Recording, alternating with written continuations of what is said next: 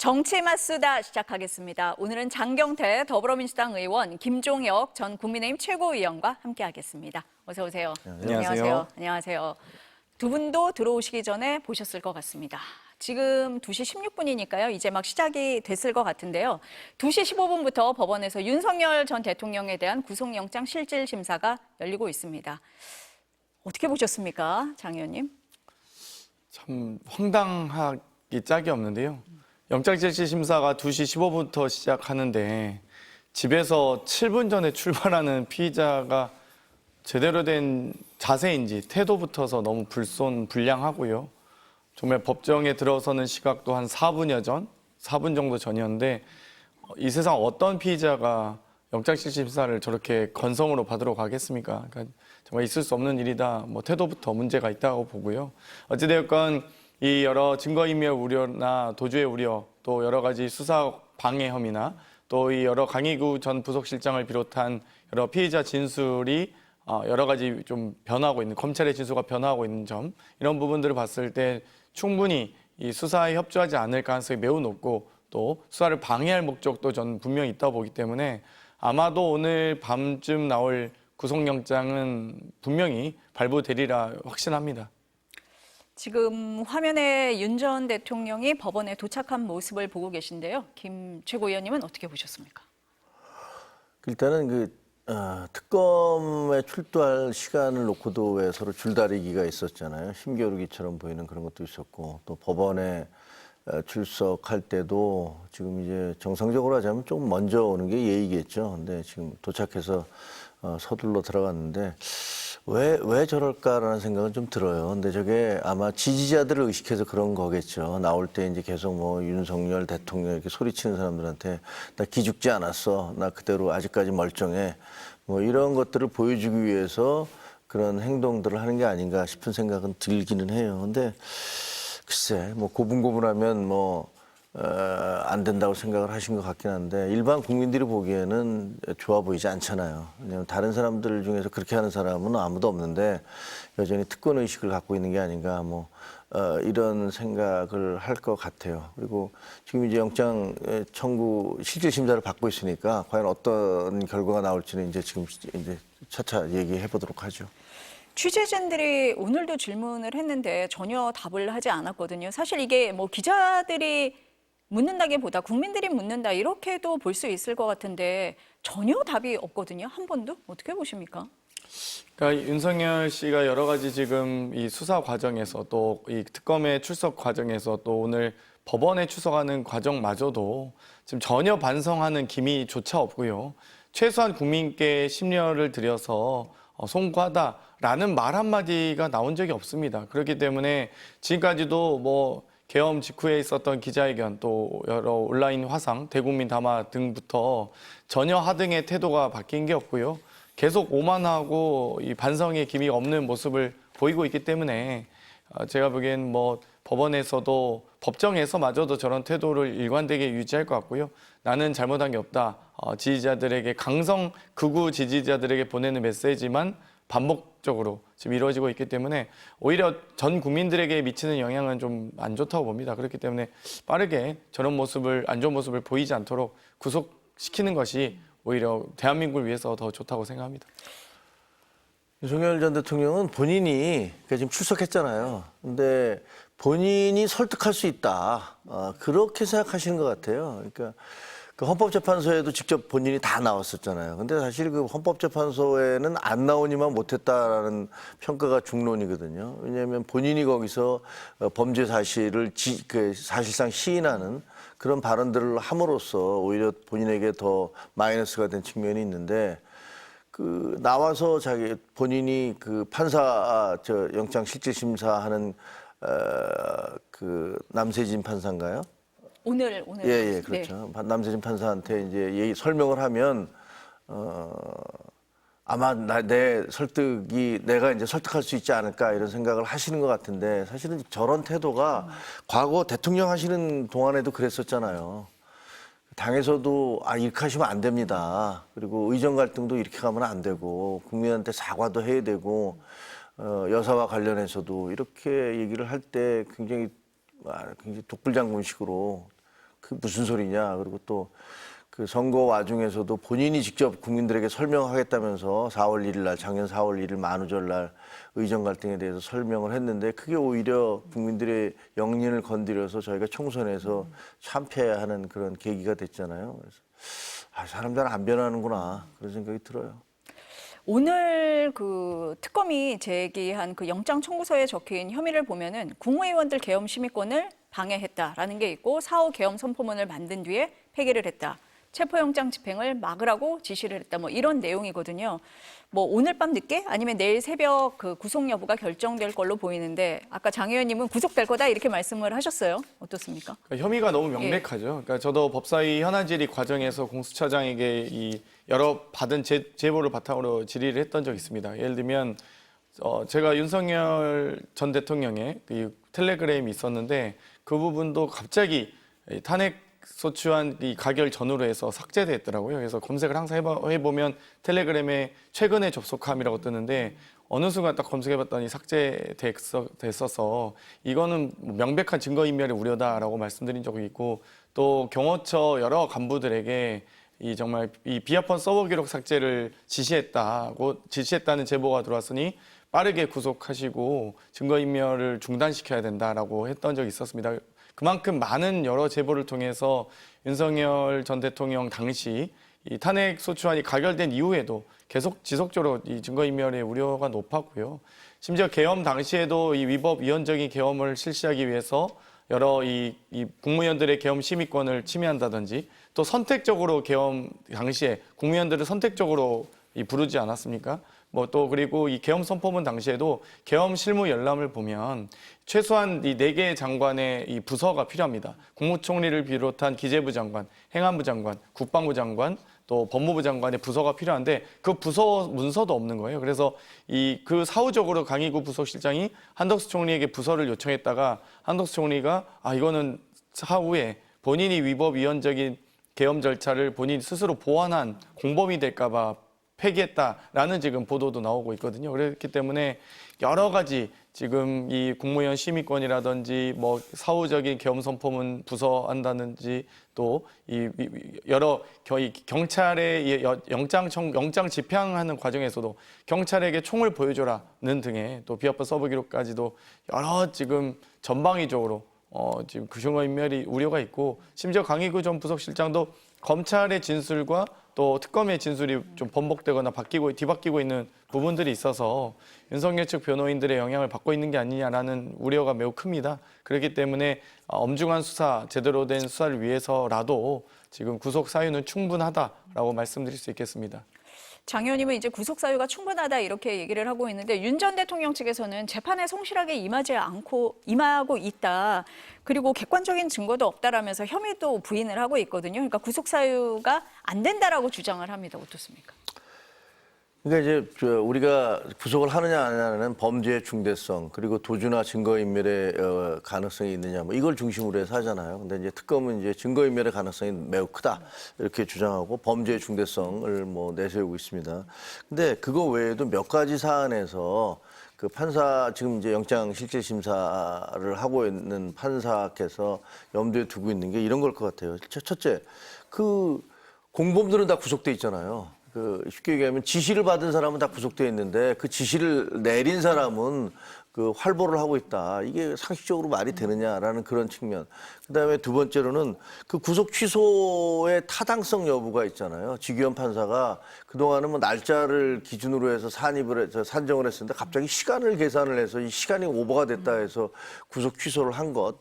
그다음에 거기에 대해서 검찰이 법원에서는 이거 좀 이상하니까 고등법원에다가 한번 물어보자라고 했는데 아예 안 했잖아요. 그러니까 항소를 안 했기 때문에 그런 부분들에 대해서 이게 좀 뭔가 이상하다라는 그런 내용들이 있을 것이고 그다음에 세 번째는 이제 범죄의 중대성이라는 것은 이거 개인 범죄가 아니잖아요. 개인이 무슨 횡령하고 뭐 뇌물을 받고 이런 게 아니라 어떻게 보면 국가경호처라는 국가기관과 그리고 경찰이 물리적으로 충돌할 수 있는 국가기관 간의 충돌을 불러일으킬 수 있는 그런 범죄였잖아요. 그러니까 이게 어마어마하게 중대한 범죄다라고 생각을 할 것이고 또 하나는 지금 저기 화면에도 나오고 있습니다만 시위대가 계속 저렇게 시위를 하면서 저런 시위가 재판 진행 과정에 있어서 다른 이른바 그 공범들이라든가 함께 했던 사람들에 대한 심리적 압박이라든가 뭐 이런 걸로 작용할 수도 있다라는 부분들 이런 여러 가지를 고려를 할 것 같아요. 그래서 뭐 현실적으로는 뭐 기각이 될지 저는 기각될 가능성도 있다고 봅니다. 굉장히 깐깐하게 보면 이거 뭐 2번 조사하고 바로 그 구속영장 청구하는 거는 너무 과한 거 아니냐라고 생각할 수도 있기 때문에 그리고 또 하나는 보면 66쪽에 달하는 구속영장 그 청구서가 있는데 그게 5일 날 조사를 받고 6일 날 그게 바로 저 법원에 접수가 됐잖아요. 그러니까 그 사이에 그렇게 쓸 수가 없거든요. 거기 보면 이거는 미리 좀 작성해 놓은 것 같다. 그래서 나중에 혐의 사실을 좀 추가를 해서 거기서 집어넣은 것 같다라고 하니까 이건 어떤 법률적인 것보다는 어찌 보면 정치적인 그런 계산을 더 앞세운 거 아니냐라고 법원이 판단할 수도 있어요. 그렇기 때문에 그 구속을 시킬지 안 시킬지는 잘 모르겠습니다. 저는 구속시킬 가능성이 그래도 훨씬 높다. 이렇게 생각합니다. 앞서서 장 의원님이 태도를 말씀을 하셨잖아요. 특검에서도 그 부분을 얘기를 했거든요. 수사 재판의 비협 조적이다. 법 집행을 따르지 않을 우려가 있다. 이런 얘기를 집어넣었어요. 영장 청구서에. 그러니까 뭐 특검의 조사 과정에서도 사실 1차 소환 28일에 있었던 조사도 오전에 좀 조사 받는 듯 하다가 뭐 조사 거부를 한다든지 해당 조사는 이 경찰의 어떤 이 신분을 문제 삼는다든지 근데 그것도 잘못된 팩트 체크도 안 된 거였잖아요. 그러니까 김성훈 경호처장을 체포했던 경찰이었는데 본인을 마치 체포했던 경찰이다라고 하면서 뭐 근거에도 없는 조사 거부를 했고요. 2차 소환도 사실 스스로 또 1일에 있었던 소환도 불응하고 5일, 6일에 어떤 이 세상의 이 피의자가 본인이 이 특검 출석 날짜를 스스로 셀프 출석합니까? 그래서 그나마도 특검이 5일 날 출석하셔라 그러면 해서 했는데 또 20분, 20분 늦을 수 있다. 이 세상 어떤 피의자가 검사의 어떤 조사에 응하면서 20분 지각한다는 걸 미리 사전에 통보합니까? 지각 자체도 할 수 없는 거고요. 저렇게 또 법원도 영장실질심사 받고 있는데 집에서 7분 전에 나오는 아니 저도 방송국에 7분 전에 도착을 합니다. 근데 저런 말도 안 되는 저런 태도를 봤을 때 좀 그리고 아주 고압적이고 제대로 이 검사의 신문에 제대로 응하고 성실하게 응하고 있지 않기 때문에 전혀 앞으로도 저는 계속 특검이 무한정 할 수 있는 것이 아닙니다. 이 특검은 준비기간 20일을 포함해서 90일 정도, 그러니까 제외하고 90일 정도 시간이고요. 뭐 2차례 연장할 수 있긴 하지만 어찌되었건 제가 보기엔 전형적인 법 기술자로서 특검의 이 수사기간을 최대한 시간을 끌기로 지연시킬 가능성이 매우 높다 이렇게 봅니다. 그렇기 때문에 구속은 불가피한 뭐 확실한 선택이라고 봅니다. 최고위원님 앞서서 말씀하실 때 그 법원 앞에 나와 있는 지지자들 얘기를 하셨잖아요. 그 특검이 영장 청구서에 그 적은 내용을 봐도 서부지법 폭동 얘기를 하면서 지지자를 선동하는 그런 부분도 담고 있거든요. 만약에 윤 전 대통령이 구속이 된다, 그럼 정치권의 영향이 어떤 영향이 있다고 보세요? 혹시 뭐 국민의힘 안에서는 이번에는 윤 전 대통령과 절연을 하고 개혁으로 간다, 뭐 이런 뭐 계기가 되기도 할 수 있다 이렇게 보십니까? 어떠세요? 그 윤석열 대통령이 그런 불평을 한다는 거 아니에요. 뭐 친윤이라고 하는 애들이 내가 전화를 걸어도 안 받는다. 뭐 이런 얘기를 했다잖아요. 뭐 재상의 개가 죽으면 상갓집이 벅적벅적대고 재상이 죽으면 팔이 날린다는 얘기도 있지만 뭐 그게 세상 염량세태잖아요. 쓰면 뱉고 달면 삼키는 정치판 뭐 그런 것들이 뭐 일상화되어 있는데 제가 보기에는 구심점이 사라지면 동력이 급속히 약화될 거라고 봅니다. 저 시위대도 윤석열 전 대통령이 만약에 그때 그 구속 취소로 석방되지 않았으면 뭐 좀 상황은 달라졌을 거예요. 근데 나옴으로 해서 역시 이게 잘못된 거였구나. 구속 자체가 잘못된 거였구나. 이런 판단을 하게 했고 또 그런 시위대에게 어떻게 보면 불에다가 기름을 끼얹는 듯한 그런 상황을 만들어냈는데 이제 다시 들어가면 그리고 지금 재판이 진행되고 있잖아요. 그 재판이 진행되고 있는데 가장 가까운 측근이었다는 여인영 방첩사령관마저 더 이상 증인을 신청하지 않겠다.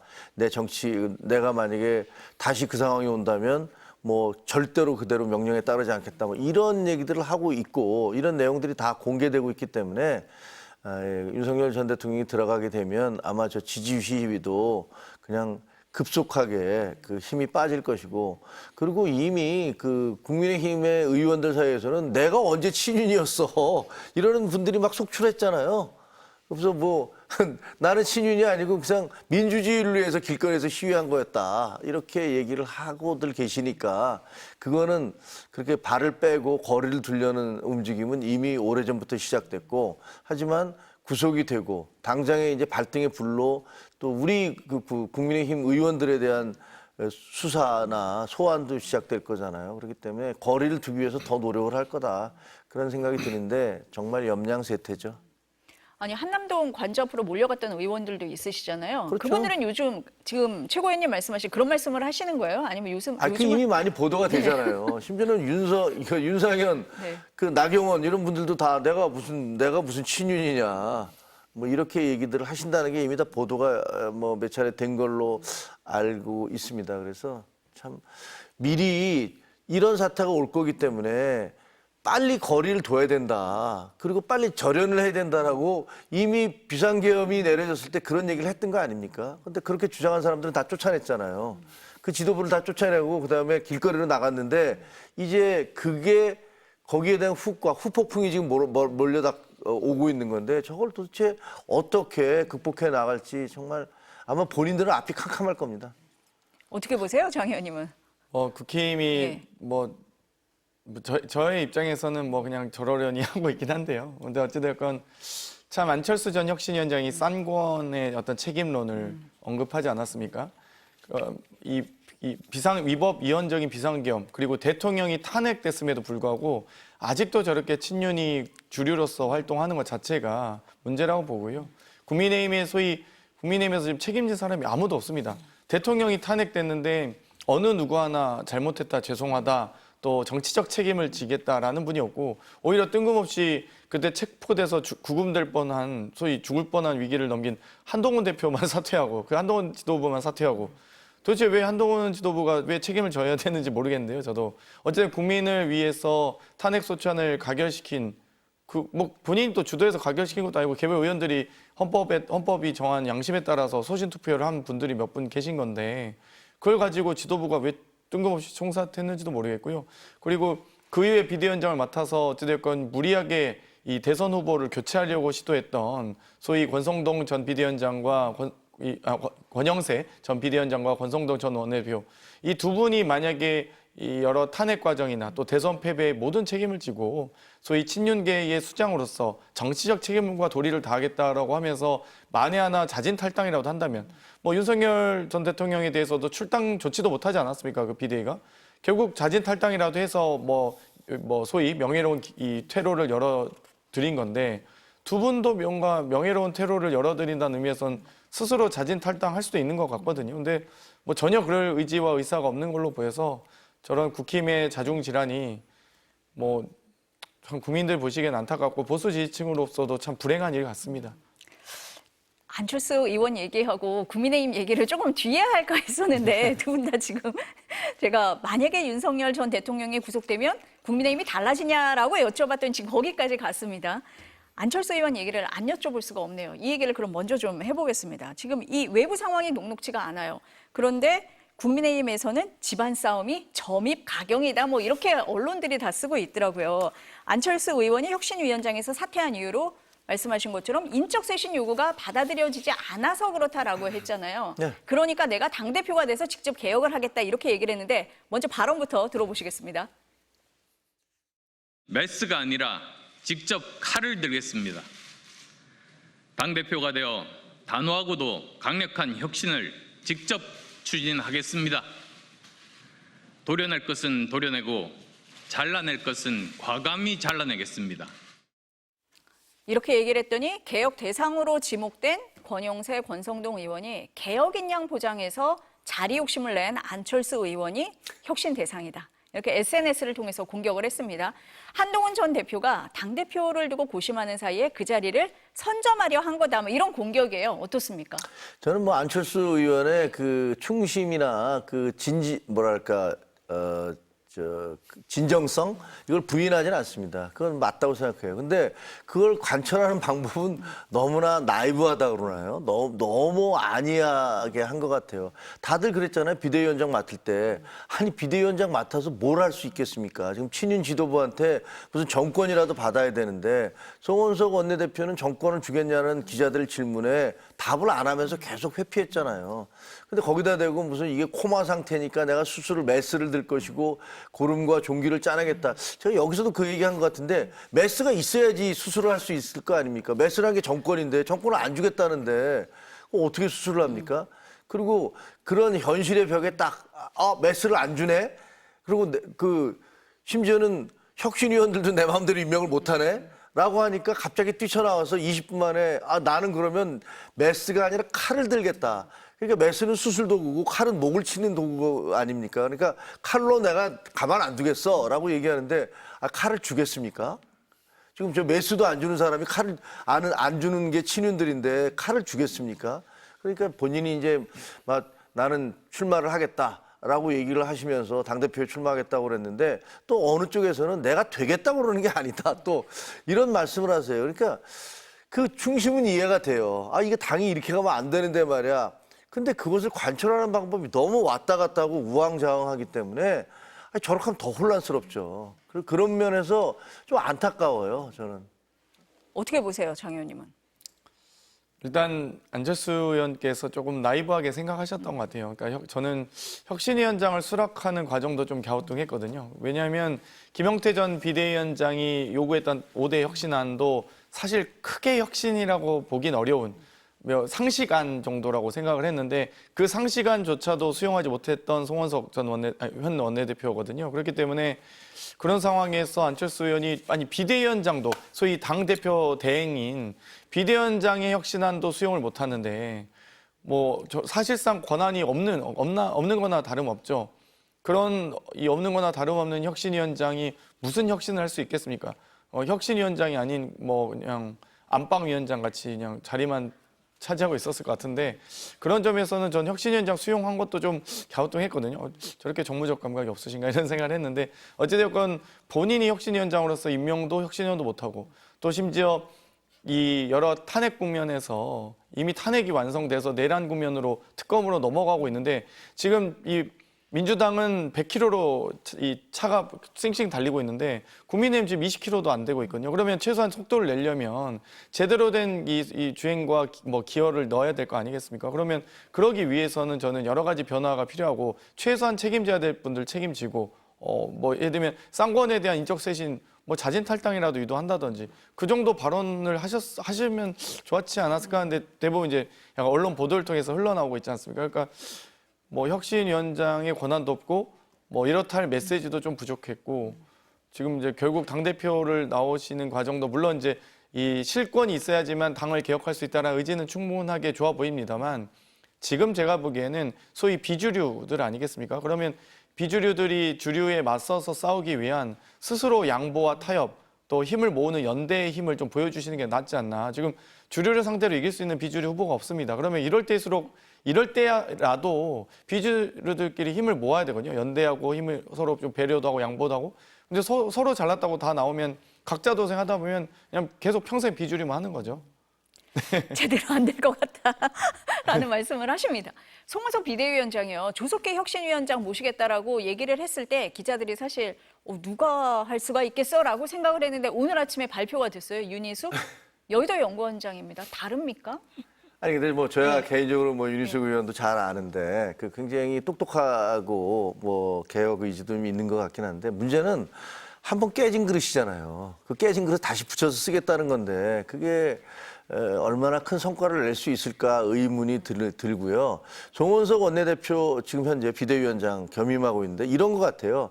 한편으로는 야 우리 혁신하고 있어라는 걸 보여줘야 되니까 자꾸만 혁신위원장을 만들려고 하는 거예요. 원래대로는요 비대위 자체가 그걸 하면 돼요. 그냥 비대위 안으로 혁신을 하면 되는 거예요.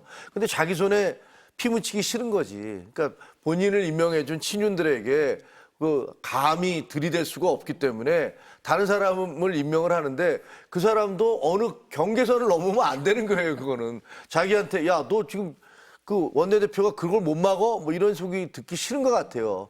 그게 하나고 또 하나는 이게 이분은요 빨리 전당대회를 치러서 이거를 넘겨야 돼 지금 너 당대표한테.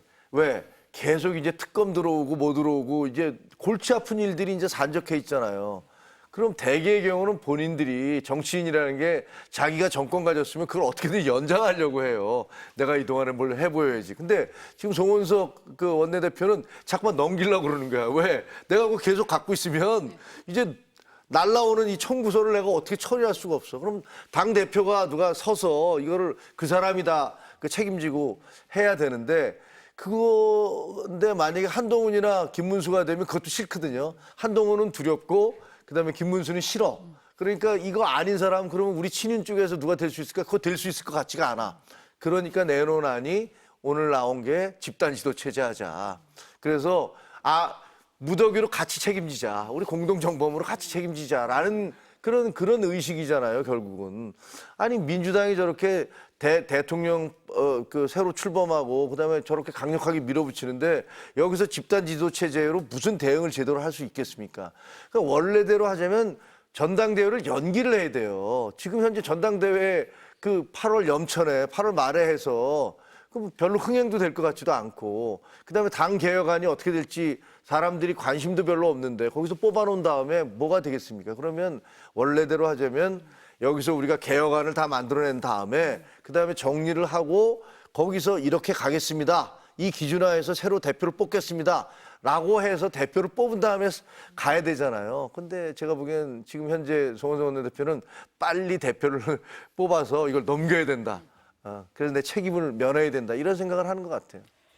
윤희숙 그 혁신위원장은 그 뭐 기자회견을 했는데 혁신의 주체는 당원이다 이런 취지로 얘기를 했다고 합니다. 그리고 지금 보니까 전당대회 선거관리위원장은 황우여 전 비대위원장이 지명이 된 거잖아요. 네. 그러면 이제 전당대회를 하는 쪽으로 이제 속도를 내겠다는 건데 그렇죠. 그럼 안철수 의원, 조경태 의원이 출마 의사를 밝힌 상태고 근데 관심은 이제 김문수 전 후보가 나오느냐 한동훈 전 대표도 뛰어드느냐 뭐 이런 거잖아요. 네. 구도가 어떻다고 보세요? 지금? 그리고 뭐 지금 김문수 아마 김문수 전 지사님은 전 장관님 아마 나오실 것 같아요. 뭐 주변에서도 다 그렇게 얘기를 하고 있더라고요. 본인도 나오실 것 같고 그다음에 장동혁 의원도 뭐 나오려고 상당히 뭐 주변에 얘기를 하는 것 같더라고요. 그런 얘기들을 뭐 직접 들은 건 아니지만 전언으로는 나올 것 같다 이렇게 얘기를 하고 나경원 의원은 나올지 안 나올지 잘 모르겠어요. 나경원 의원은 원래는 이제 나오는 거로 안철수 의원이 나오면 나경원 의원도 나온다 이렇게 생각을 했었는데 근데 지난번에 이제 그 국회에서 로텐도어 앞에서 했던 그 농성이 오히려 그게 본인한테는 상당히 좀 마이너스가 된 이미지에 상당히 타격을 입은 그런 부분이 있는 것 같고 그러면 제일 궁금한 건 뭐 다들 한동훈 나올 거야 안 나올 거야 그거잖아요. 근데 사실 그 결정을 아직 못 하고 있는 게 사실이에요. 그리고 주변에서는 그거 나가지 말자 그런 얘기들을 더 많이 해요. 그러니까.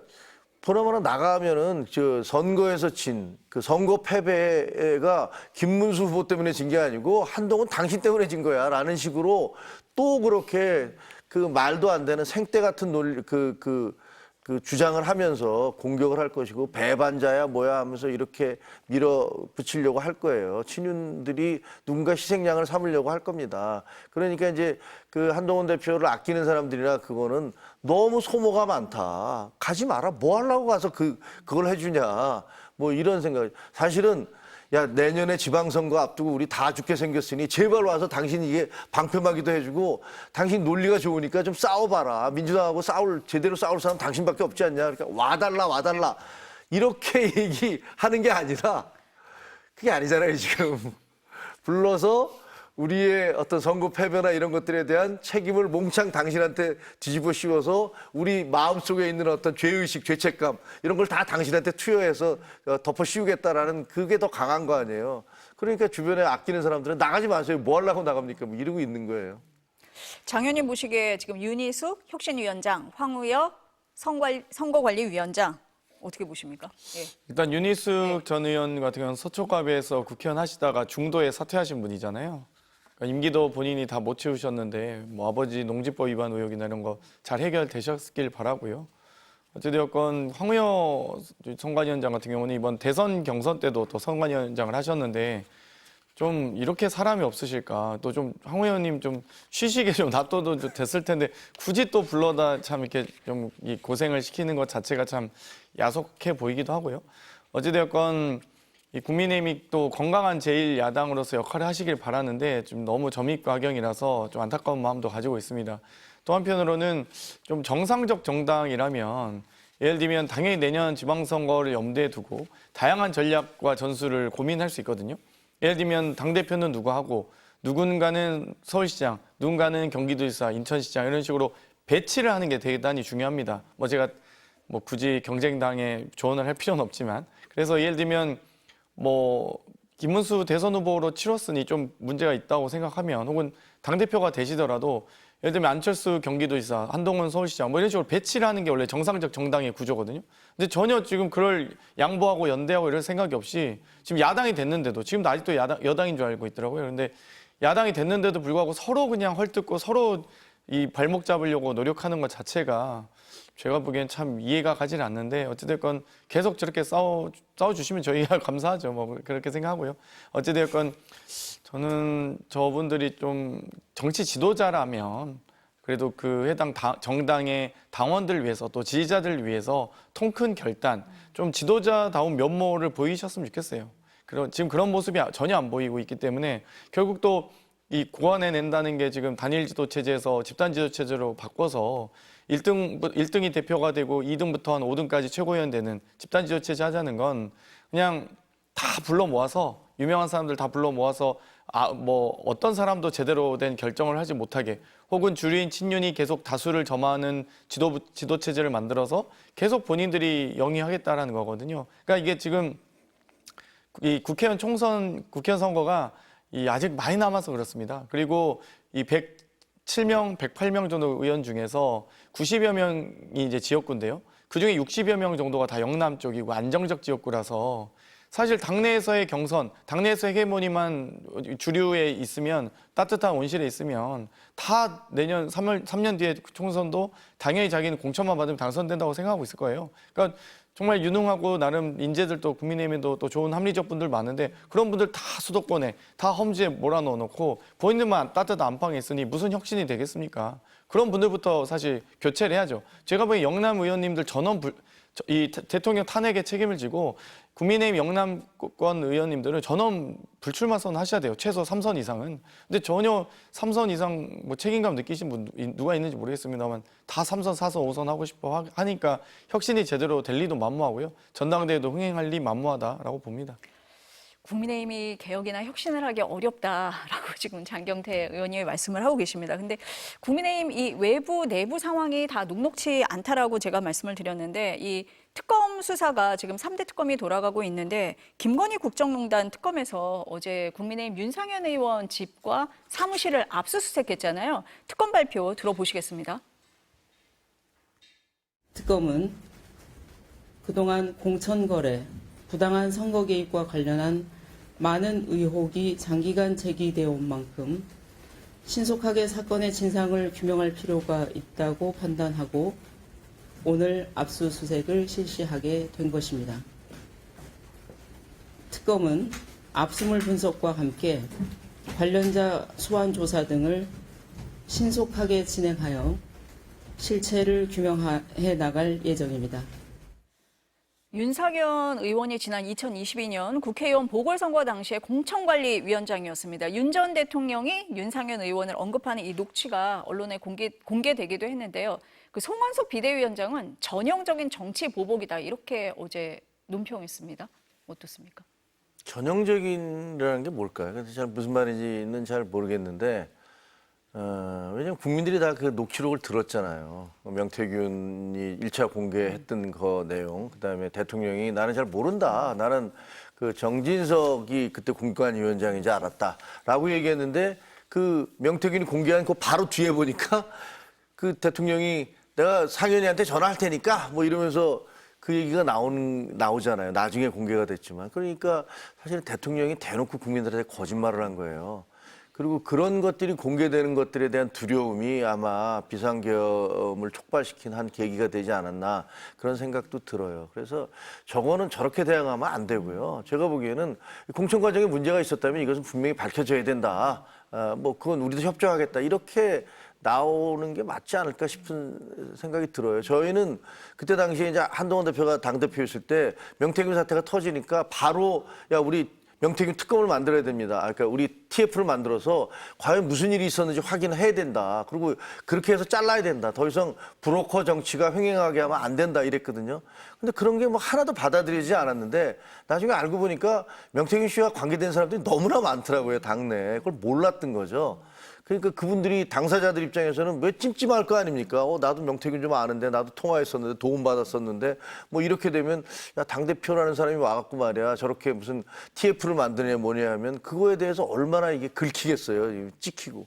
그러니까 그런 것들 때문에 그런 것들이 아마 그 일치 단결을 해서 한동훈을 몰아내는 그런 그 힘을 합치게 된 배경이 되지 않았나 그런 생각도 합니다. 근데 결과적으로는 저건 뭐 피할 수가 없는 거잖아요. 그래서 진행되겠죠, 뭐. 국민의힘이 정말 정신을 못 차렸구나라고 보는 게요. 여러 가지 사실 윤석열 대통령에 대한 입장을 정리하지 못한 것도 제가 50보 100보 양보해서 이해를 하려고 하더라도 명태균 씨와 관련된 이 선을 긋지 못하는 것도 참 알 수가 없었습니다. 예를 들면 최혜병 청문회 과정에서도 소위 임성근 사단장, 해병대 투스타가 뭐라고 저렇게까지 정권의 명운을 걸고 저렇게 보호하려고 하는지 그것도 정말 이해가 안 갔거든요. 이미 윤석열 씨의 어떤 녹취가 공개되면서 상현이가 공관위원장이니까 알아서 하라고 했는데 잘 안 되네, 뭐 말들이 많네.